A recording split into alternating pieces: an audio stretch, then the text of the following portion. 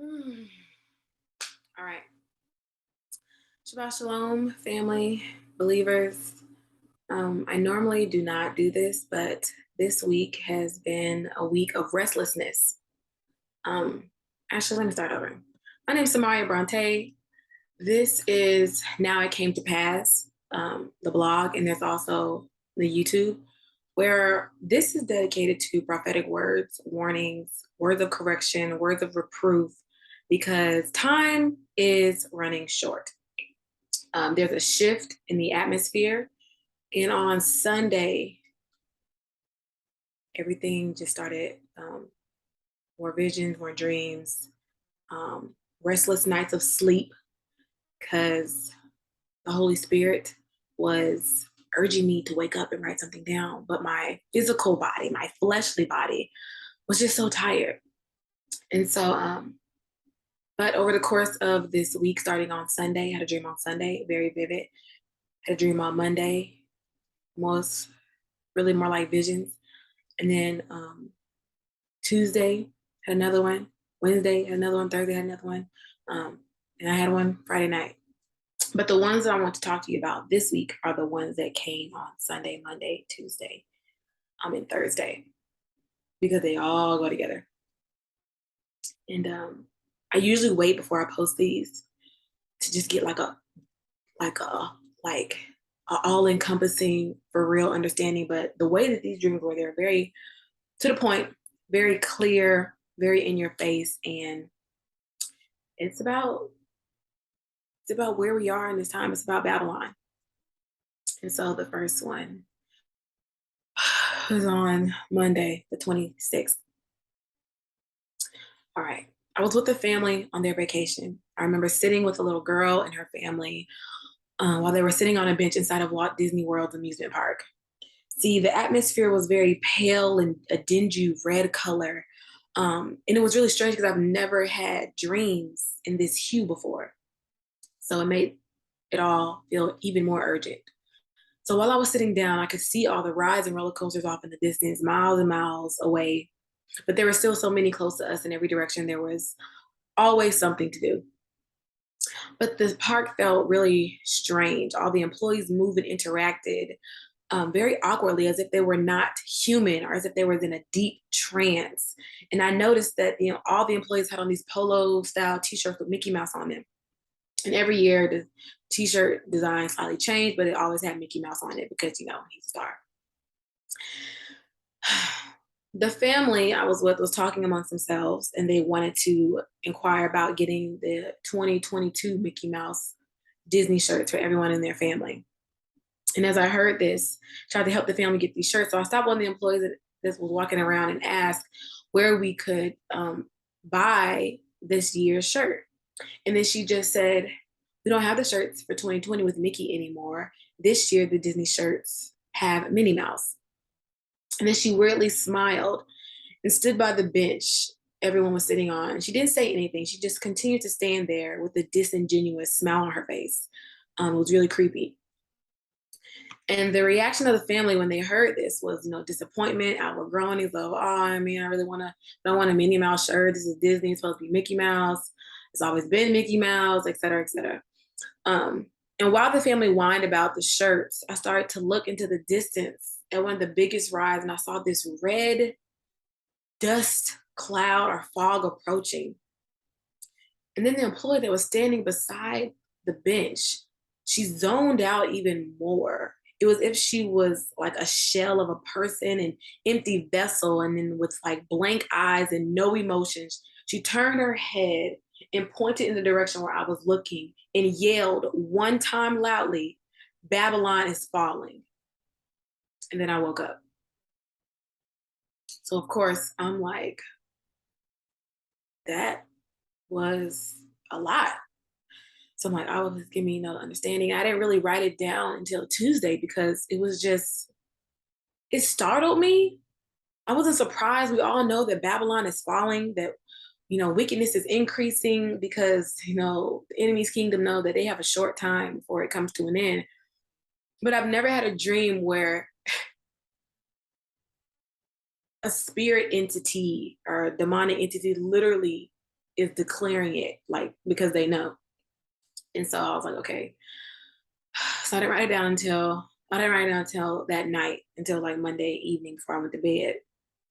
And then while I was writing it down, the interpretation started to follow. And so this is what all of this is saying. This is what Yahuwah wants his people to know.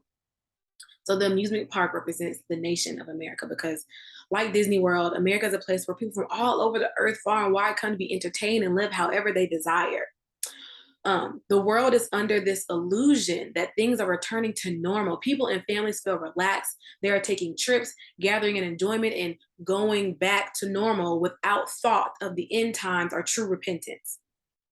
The world's concerns are with petty things, like in the dream, what to wear, and minor inconveniences of not finding matching t-shirts for your family picture vacation. Your focus is on earthly, futile endeavors and not heavenly gains. The employees of this amusement park are otherworldly, are workers of darkness. Like the employees, their aim is to keep you in the fantasy of controlled comfort and acceptability of how you are currently seeing and living in this world. Demonic agents are working and ministering to you, keeping you on a blinded course of lukewarmness and rebellion. They keep you and your family distracted and unconcerned with living righteously according to Yah's word. They are the wheels that keep the dream of America alive. So there are people in societies, government agencies, associations, fraternities, sororities, your churches. All these things are part of Babylonian system to keep you apart from truly living the way that the Most High has called you to live. Because you continue to look toward these agents, these men, these women who are constantly in error, who are constantly possessed by unclean, demonic spirits of sin, and they are convincing you that you're okay doing what you're doing and that you shall be saved by just believing without any work on yourself. And so in the final moments, when she's yelling and declaring that Babylon is falling, all things, pleasure, work, social and selling, etc., will come to a screeching halt, shattering your illusion. But now there is nothing but chaos. You did not want correction. You did not feel your aura. You did not increase your faith. So Babylon and her agents effortlessly kept you in a trap of your own desires. The enemy is aware that his time is coming to a close, so increased wickedness is released, and many will feel the fallout. Everyone will see this power shift, such as Mickey no longer being the face of Disney, but strangely, it is now Minnie Mouse, but it is still Babylon. The same will be for this nation and many others. The change of power and authority will shock and distress many, and they will get over it quickly, and they will continue with their fun, partaking in Babylon. And so while you enjoy the entertainment of living and gallivanting in this Babylonian society, she will start to show her true face. And the changing of power in Babylon's system becomes oppressive and a nightmare, as it has always been, but it will be blatantly evident to you when it is too late. That was the dream and interpretation of everything that I saw Sunday night, Monday morning. Now, Tuesday, the 27th, I just titled this one Chaos. So I woke up a few times during the night, and every time I woke up, I saw a vision of chaos and panic. There was disorder and people were terrified and running, but I wasn't in this dream. Oh, that's how I know it was a vision. Because the thing I had before was a dream, I was in it, but this one was a vision. It felt like I was experiencing someone else's feelings. I was in their mind. I could feel their emotions. I was an invisible bystander looking into the commotion. This restlessness happened to me all night. And every time I woke up, I saw these, again, red hue flash visions of just chaos, people running, this feeling of panic and terror that was amongst the people. And so I woke up and I was tired as I had not gotten any sleep because it was like I was there.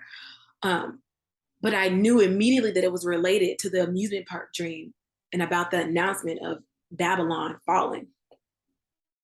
And so, basically, massive panic is coming. be the dismantling of current ways of life, and people will be without answer and solution, in complete distress. Again, refer back to the first dream. Because you refuse correction, because you refuse to fill your oil, and because you refuse to increase your faith.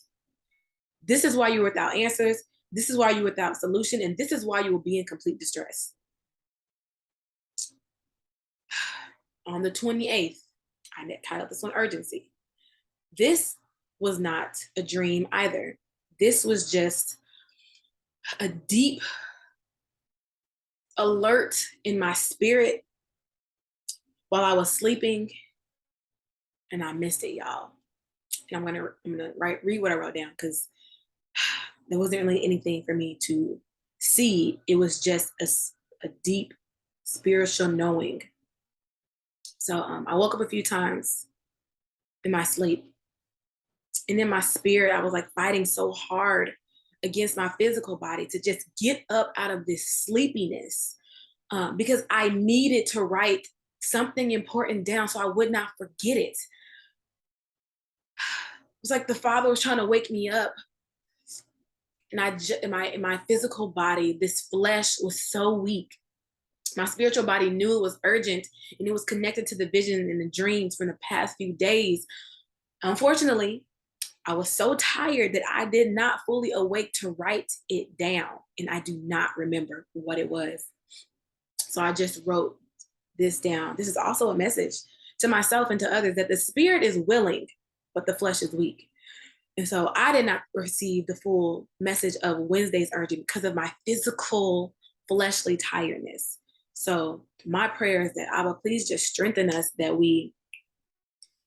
our spirit becomes so much stronger than our fleshly desire to need sleep, because you are telling us things, you are showing us things in preparation of the chaos, the urgency, the wickedness, and of all these things that are befalling this sleepy nation of people who assume that everything is great. All right, and on the 30th, okay, and this one I just put 1 equals 100, and you'll see why later. So I saw the principality from a dream I had in June, and if you have not read that dream, it is on Now It Came to Pass blog. I will put a link. Somewhere on the video. But in this dream I had in June, I saw the principality of mockery, rebellion, lewdness. Just it was just very high wickedness, and I saw it. I saw it in a physical form. And so I saw the principality from the dream I had in June of 2022. So this, this spirit, this principality had power with rebellious, wayward, and mocking people. This defiled principality was on the floor laughing, just as it was in the previous dream. And I knew it was mockery. And I saw something that read, 1 mockery equals 100 mockeries, or mocking, or something of that nature. And so as soon as I woke up, the word was the mocking of one of Yahuwah's ways, and his word is equal to mocking 100 of his set apart ways. And so basically, Yahuwah is not playing. Y'all out here making light of his word, making light of his commandments, making light of the things that he has called us to do and the things he has called us to stay away from, and you mock it. Mocking is treating with disdain. You treat his word with hate. You scoff at it. You ridicule it. You play with it like a child. You trifle with it. You are deluded and deceived. And it gives way to an extreme amusement, especially by laughter. Many of you, when you hear that we are to keep Yahuwah's words, we are to keep his laws, his statutes, commandments, to honor his feast days, to get away from all things pagan, to get away from all things worldly, you laugh, you joke about it. And then we have these artists and these celebrities, they sing and they dance on blasphemy. And this is where we are. And so it is very foolish for people and believers to say that, oh, nothing's going to happen to America. She's not going to be dead. America is falling. She is wicked. Her foundations are built on blood, lies, in demonic principles. There was never in God we trust. Their God is Satan. It was never the God of Abraham, Isaac, and Jacob. And until you realize that, you will be like the people in the amusement park, being entertained, being consumed with your superficial enjoyment of life, and will never have the desire or urgency to get your house in order. I don't know what else to say.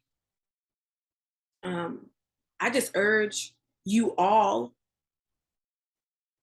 to get in your word. Stop listening to these pastors. Stop listening to these churches. They are falling too. There are idols in the churches. They are deceiving you. These pastors are leading you astray. They are telling you to break the laws and commandments of the Most High because you have grace, and the word never says that. Our King has never said that. He said, I did not come to do away with the law of the prophets, but to fulfill. And if any one of you teach to break the small, you shall be the least in the kingdom. The least in the kingdom means you are not in the kingdom.